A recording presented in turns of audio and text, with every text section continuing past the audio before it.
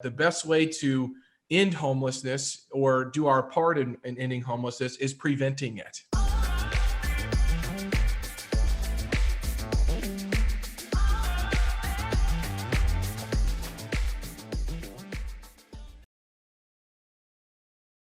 Hey guys, it's Logan Freeman, and this is the LiveFree Investors Podcast. I interview investors, business owners, and business leaders in Kansas City who share advice so you too can live free. This episode today is a little unique. I have some folks here that are near and dear to my heart in an organization that I have been working with closely for, it feels like longer than a year, but I'm going to say 12 months or so. So Stephanie and Shamika, why don't you guys just jump in, tell us a little bit about your backgrounds, who you are, and what you're doing right now. And I'll let you guys, decide who wants to go first. Stephanie, you're up. All right. Well, thanks so much for having us, Logan. We're excited to be here today. My name is Stephanie Boyer. I am the CEO at reStart, the nonprofit that Logan mentioned that he's been working closely with us, and we're so excited to have him on our board this year. So by trade, I am a licensed social worker. I won't share how many years ago I finished school, but my career has kind of taken an interesting path, I guess, throughout my career. But I've always had a passion for people struggling with behavioral health issues, both mental health and substance use, which has also always led to a lot of those people, unfortunately, experiencing homelessness and a lot of other issues. So I first started out my career, I was a case manager in a couple of different behavioral health community mental health centers. And through that, as I went back to school and got my master's in social work, I did an internship at the local city jail on a mental health grant there, and fell in love. And it was a system that I saw that there were so many things. It's sort of a social worker's dream of like so many different opportunities within that system to improve things for the lives of so many people that were coming through there. So it was really there that I got to learn a lot about just listening to people's individual stories and hearing so many of the things that people went through. And, I could definitely empathize with people and see how I might find myself in that same situation if I too had not been as fortunate as I have been throughout my life. So that really led to some different opportunities for me. I actually wrote a grant and made myself a job because I wanted to do work there. And there wasn't a job that existed, but I felt so passionately about it. So I wrote a grant and created my own job. I like it. And yeah. So for 10 years, I worked for the city in the municipal court in the criminal justice system. So I actually continued writing grants and added a lot of different positions in addition to my own to those treatment courts and to kind of rebuilding the probation department into more of a rehabilitative than as opposed to punitive. So I was the deputy court administrator there. And then through that, I had the opportunity to work on a really unique opportunity to bring the very first behavioral health crisis center to Kansas City. Yeah. Actually, it's the first one in the state of Missouri. So it opened about 4 years ago. So that was very exciting. So I ran that for several years and was kind of looking for the next new opportunity. So I definitely found that my passion is sort of really working within these larger systems at both a macro and a micro level. To really try to figure out how we can improve things so that we can eliminate, prevent people from falling into them, or if they do come in, how do we get them out quickly? So the opportunity at reStart as the CEO presented itself to me, and I was very excited because it was an agency I'd worked with off and on for many years throughout my career. And it was one that I knew was capable of just doing so many things. So I joined in January of 2019, and we've been on quite an adventure since then. Yes, we have. Absolutely. Okay. We're going to dive into that very, very shortly. Shamika, why don't you give us your background as well? Sure. I am Shamika Hogan. I'm the Director of Development at reStart. I think that Stephanie's background is so extensive. I think that mine, I'm like considered a young professional. It's not as detailed, but I started my career out fresh out of college, working as a housing specialist at a local organization here in Kansas City. And I did that for a few years. And I think that is when I had the exposure to there are a lot of disparities in our community. There are a lot of people that are experiencing homelessness, and I realized doing direct service that I wanted to be on the administrative side. I wanted to go out and raise the money for folks who were experiencing homelessness. So I went back to school and I got my master's in management and fundraising, and I had came to reStart prior to going corporate, and I joined reStart as their development coordinator. And I got that exposure into the fundraising world and all the different pieces that go into development. And I did that for about a year. And then I had an opportunity to go corporate, to join a leadership program where it really gave you the skill sets to really figure out how to maneuver that channel for leadership. The decisions, that strategy, that strategic planning, that learning how to deal with gatekeepers and all those skill sets that I didn't think that I would be able to get in the nonprofit world as quickly as I wanted to get it. So I joined the corporate role for a few years, and then opportunity to join reStart had to come back to reStart and to lead the development department had came available. And granted, I'm young in my career, I really jumped at the opportunity to build something. I was motivated by where they were as an organization, and I knew that they were needed in our community, and I knew that I had a lot to offer.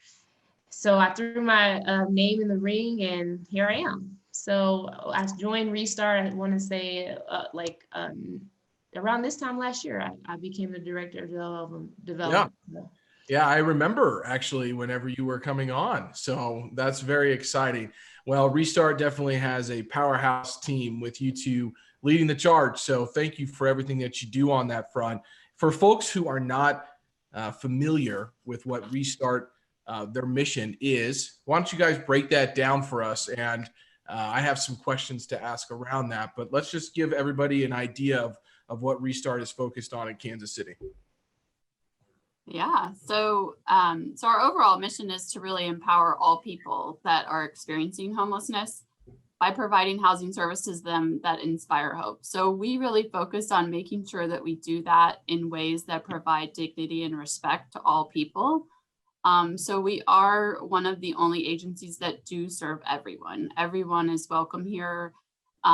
People do not have to attest to any sort of religious belief or any other thing. We just welcome people as they are. And we really provide a wide spectrum of housing services to people here. So everything from homeless prevention to street outreach for people who are literally living on the street or in abandoned properties or in encampments, in cars, things like that, to emergency shelter, to rapid rehousing, into transitional housing, as well as permanent housing. So we really, from the entire spectrum, from preventing it to making sure that people get housed.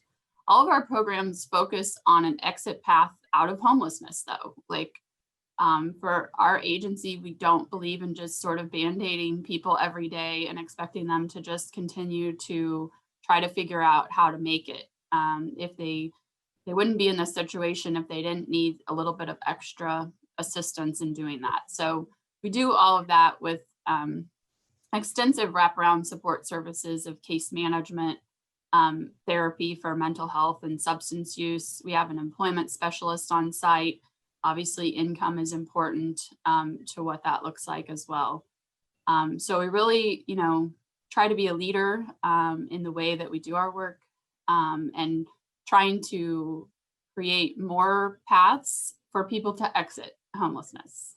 Absolutely. And one thing I love about reStart too is something you mentioned to me early on was, reStart's also focused on prevention, right? I mean, just think about that, right? Like, there's a single mom with kids that she's trying to work. She's trying to keep the lights on, literally. It maybe lost a job or something like that. The best way to end homelessness or do our part in ending homelessness is preventing it, right? So tell us a little bit about, like, okay, when we think about the problem of homelessness, there's a lot of misconceptions I feel like out there about it, and there's a lot of judgment, frankly. And whenever I got started in, this type of work, I had some preconceived notions as well. But maybe just help us understand the issue around homelessness, and then the multi-pronged approach that you guys take to actually do some good around that. And then we'll dive into some of the things that you're doing with master leases and things later. But let's just talk about just the homelessness issue or the challenge that people are facing right now. Yeah. So, I mean, I think one of the biggest myths is just who is experiencing homelessness in general, right? The face of homelessness is definitely one that we encounter a lot. And so that's why we really try to share out a lot of the different populations of people that we serve, from families to young adults to unaccompanied youth, 12 to 17, to veterans, to single people.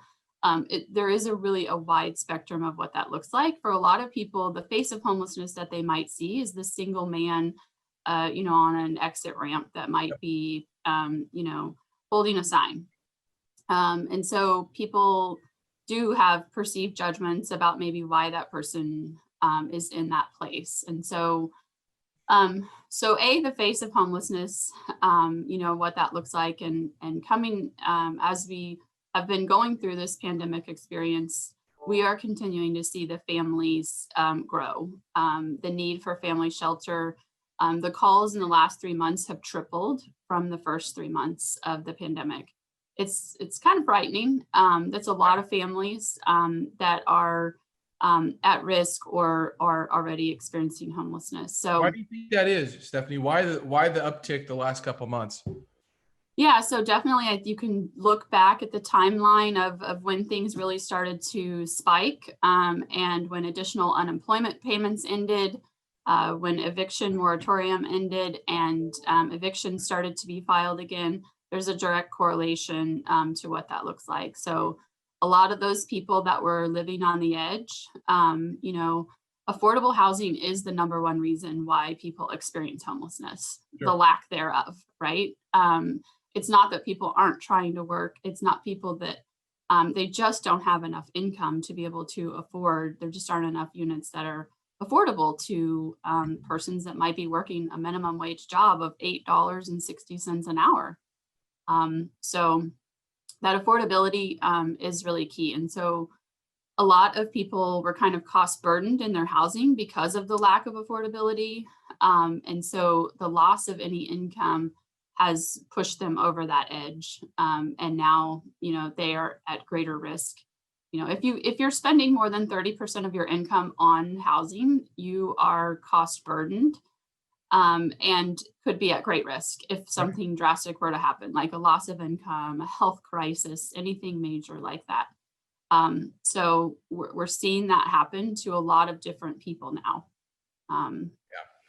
There is, we talk about this a lot in our business, but the median average rent to income ratio, and anything above 30% being called, non-affordable, right? Well, frankly, 30%, you have to think about what that income is. And 30% of that for some people is, a lot more for them than it would be for somebody else. So, and on our call last week or 2 weeks ago with the Housing Authority in Kansas City, I think just exacerbates that notion, right? We heard that there's 11,000 people on the wait list for affordable housing in Kansas City. One interesting fact about that is about 6,600 of them were single folks. And so, that's really interesting to think about. So like you said, the face of homelessness is definitely something that folks need to open their eyes to. So Shamika, tell me a little bit about, how you guys have gone about engaging companies, individuals, and people to help, further this mission. What is the process look like? How do people get involved with an organization like this? And how are your conversations going with those types of organizations right now?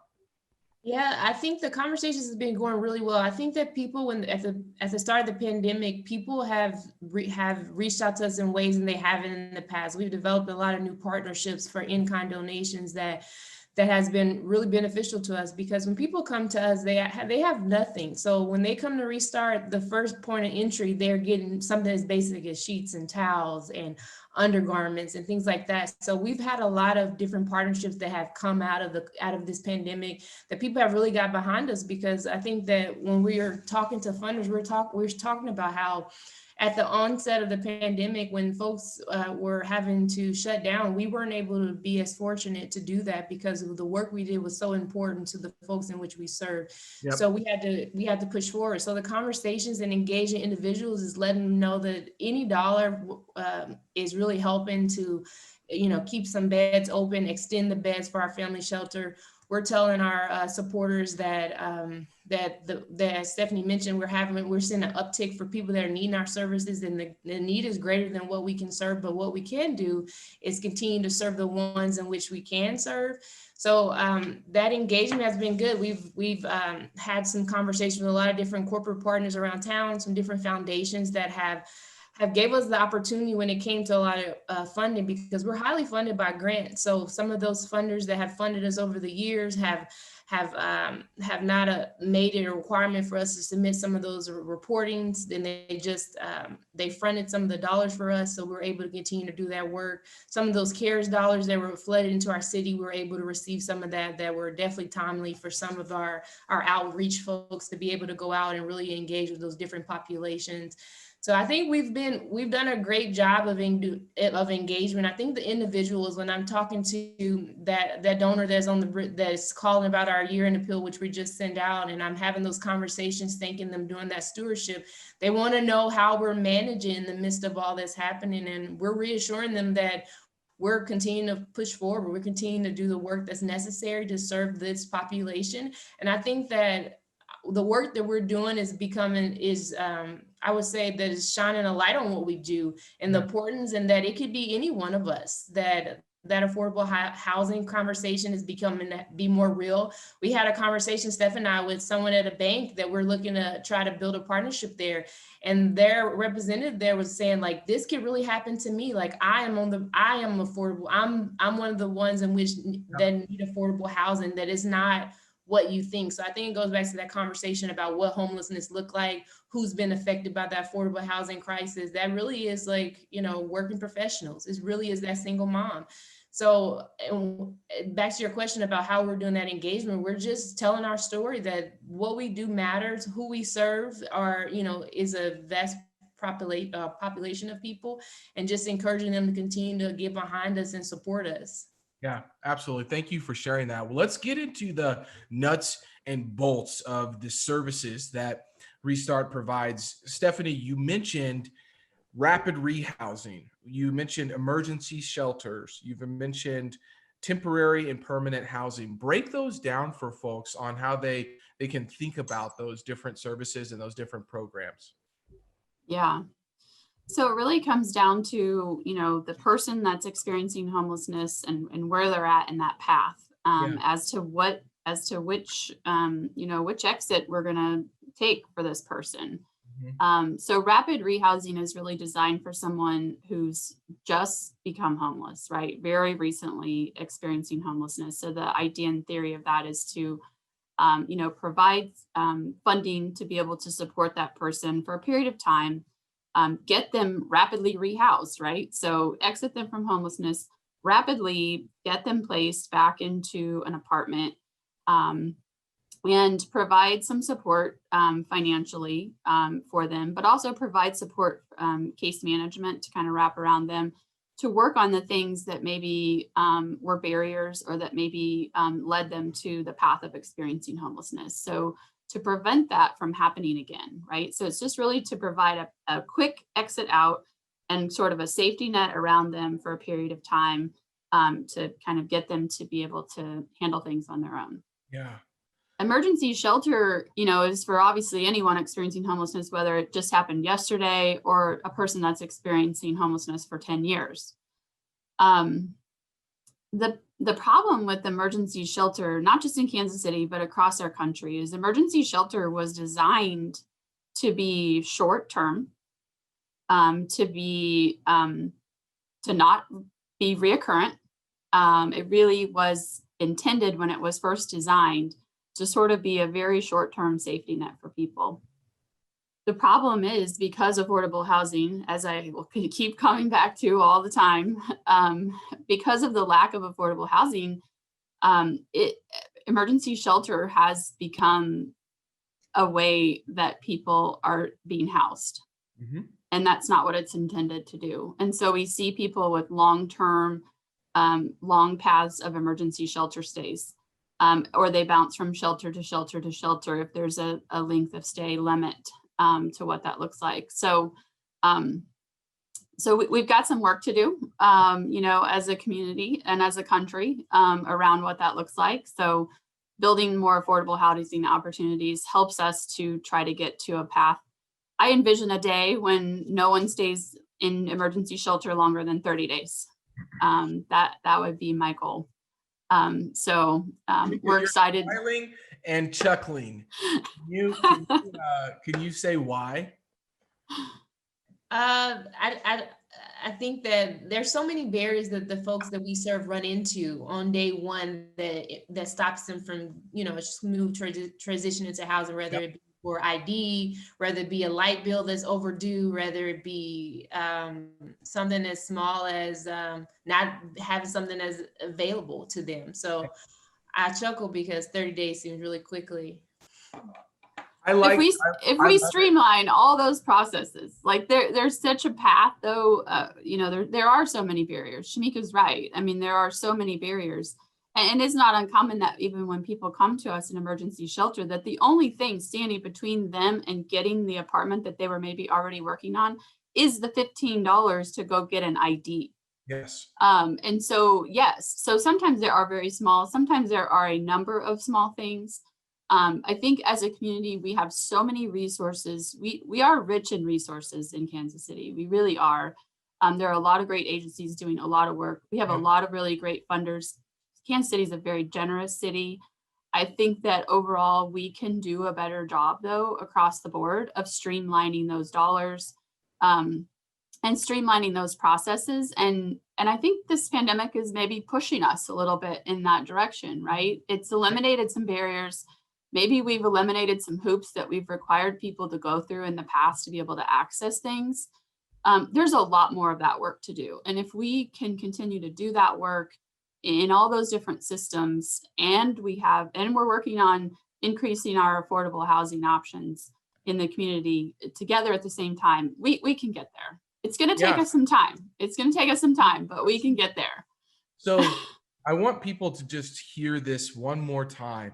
It literally can be $15 a month for somebody. I mean, I'm just going to call myself out right here. And I'm a monthly giver, and I'm a very big proponent, not just of reStart, of a lot of organizations, reStart being my favorite. But with that being said, I mean, $15, right? Like, I bought 4 books this morning that were $29. And when I bought that, ever since being involved in reStart, I'm like, my gosh, like somebody is just wondering where, and this is what I was talking about on the Giving Tuesday video, but like somebody's wondering where that next dollar for their light bill is going to be at. And I bought 4 books. Now there's a whole lot to unpack in that, but I mean, the point being is that when we're talking about reoccurring givers, in engaging and, increasing our monthly giving, like, how those commercials used to always have the kids over in third world countries pop up that were very emaciated, and it's like, hey, $15 can get you, or can get this person, like, I don't know, 30 days worth of food. Like, we're talking about 30 days worth of housing for somebody, So really think about that and where your dollars are going to. And when they're going to an organization like reStart, they can really have serious impact. So I just want folks to think about that when they buy their $9 latte at Starbucks the next time. It's like, think about that, there's opportunity to be able to do that. $5, $10 a month, that will help. It really does. Shamika, tell me a little bit about like how much, like, have you guys done any type of data analysis on, what $10, $20, $50 a month can actually do for somebody? Yes. So we have them broken out by tiers of 50. So Sure. 50 would be able to have an individual stay in shelter for how many days is it, Stephanie? We did the math. I feel like I had it on me this morning because we're working on our monthly giving campaign that we're in the spring and what that break down to. We made a few adjustments because we minimize the amount of single beds and we're trying to increase the family beds. So those numbers have changed. Stephanie, I'll divert to you with that breakdown of B with the changes. Yeah. So we've looked at, lots of different ones, but yeah, absolutely. That $10 a month, for someone, like you said, Logan, it really is just once a month, do without that trip to Starbucks, right? You're never going to miss it. But the impact is going to be so great for someone's life. For $10, that provides, the sheets, the towels, that when someone comes into shelter, right? Because we want to be able to, have to be able to give people all of those basic necessities to what that looks like, $50 a month pays for an hour of case management, or it buys 5 of those blankets or sheets or towel sets. $100 a month pays for, a night for someone in emergency shelter. And I know that sounds like a lot, but emergency services are expensive, which is why prevention is key, right? Sure. It is much cheaper for us to actually pay to house people than it is to bring them into shelter. Yeah. Across the country, they say emergency shelter, one person in emergency shelter costs $40,000 a year.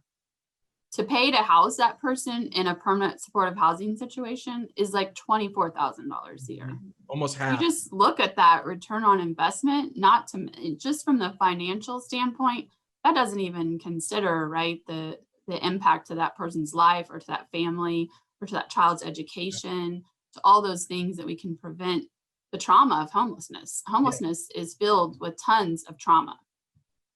Absolutely. And one thing that just kind of an idea that came to my head while you were chatting right there was the fact that, folks are always, there's this other, discussion around how much it costs to have people in our prisons, right?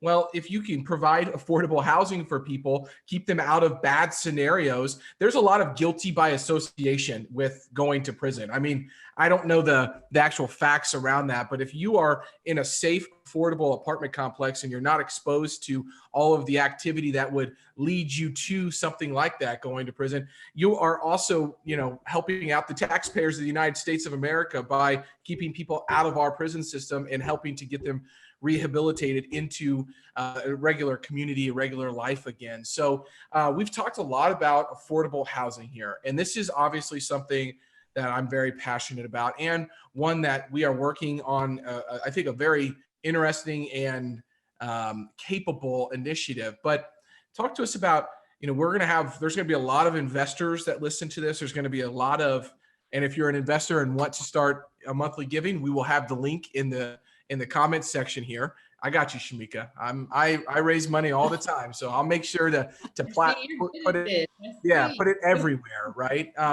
We have a Giving Tuesday coming up, which is December 1st, which I'm really excited about. I will be matching up to $1,000 for people who donate.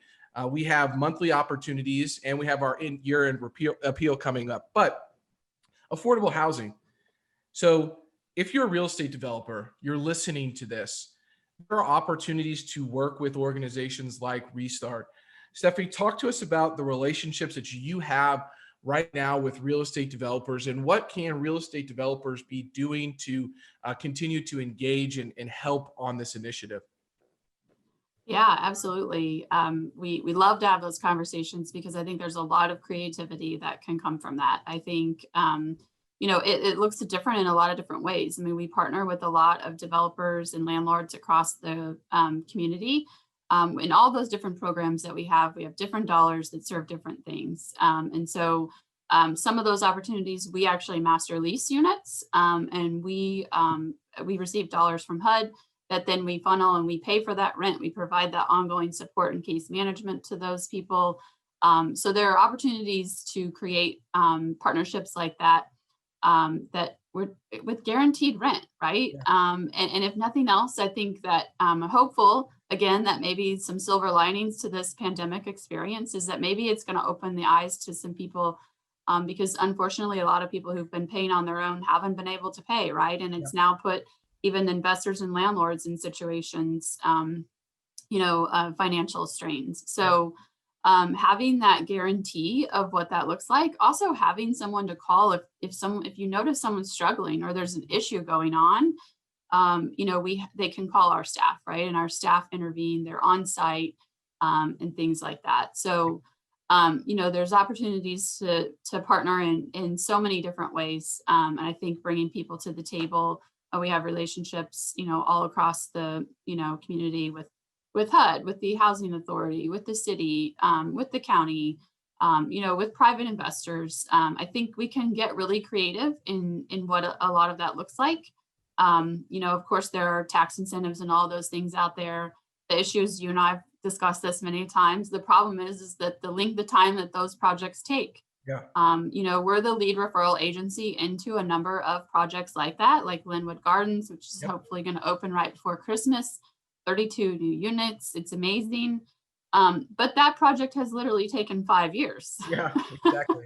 to get 32 units. I mean, the city of Kansas City did a study last year and saying that in Kansas City, Missouri, we need 17,000 additional affordable housing units. Wow.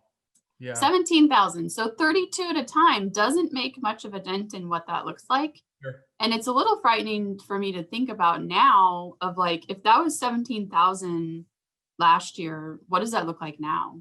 Right? Because the income has changed for so many more people in our community. What does that number look like now? So just being creative about these partnerships and just really sitting down and looking at what we can put together.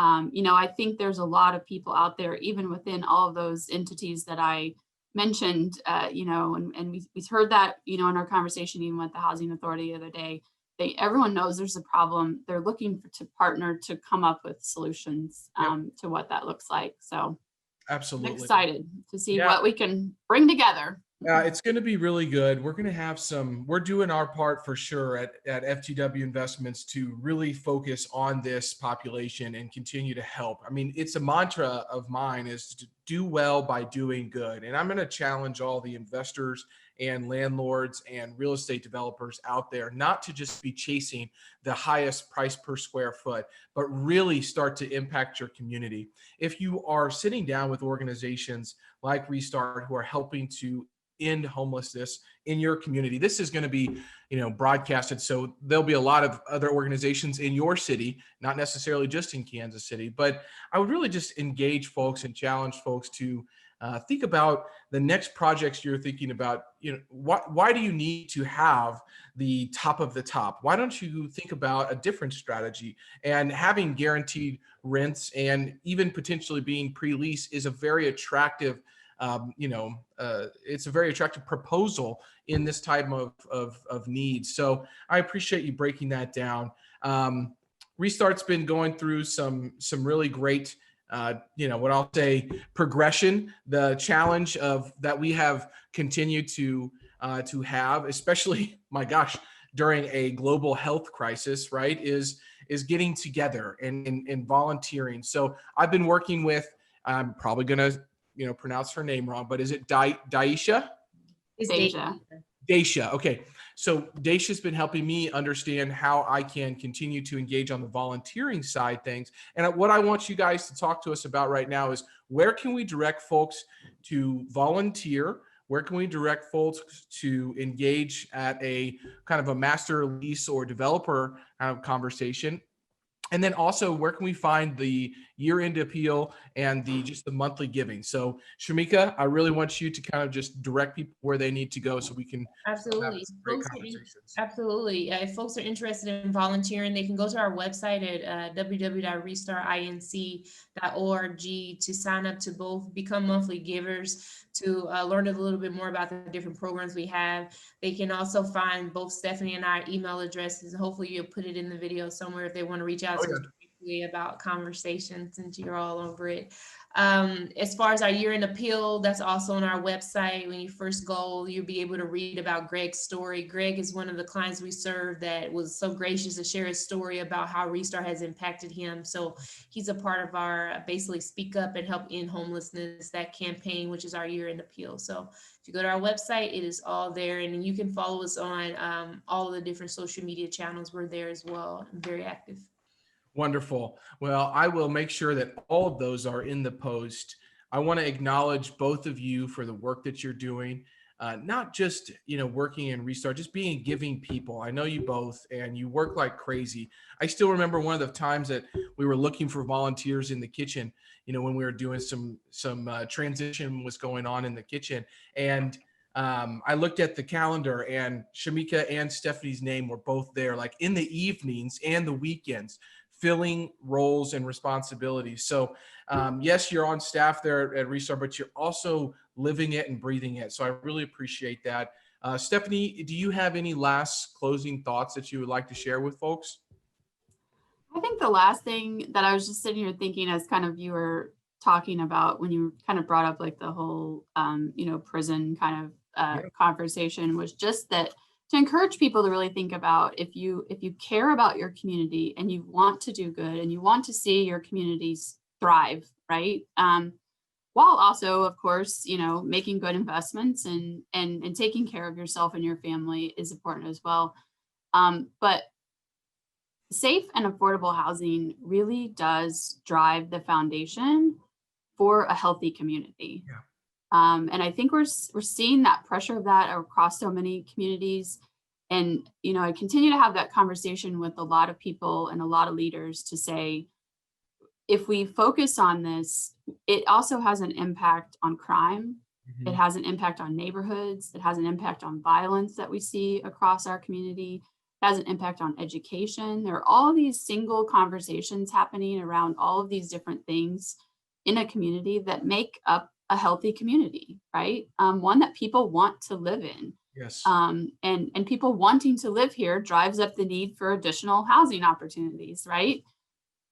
So just think about that as you're really approaching your work, and really that ripple effect that doing this kind of work can have. So even if you're a person that's really passionate about education in your community, or about reducing crime and violence, or all of these different pieces and what that looks like, just really think about how safe and affordable housing it does, absolutely, and there's so much evidence of it out there, that it has the overall ripple effect and impact of that. So well, thank you both for sharing today. Thank you for your time. Thank you for the work that you guys do.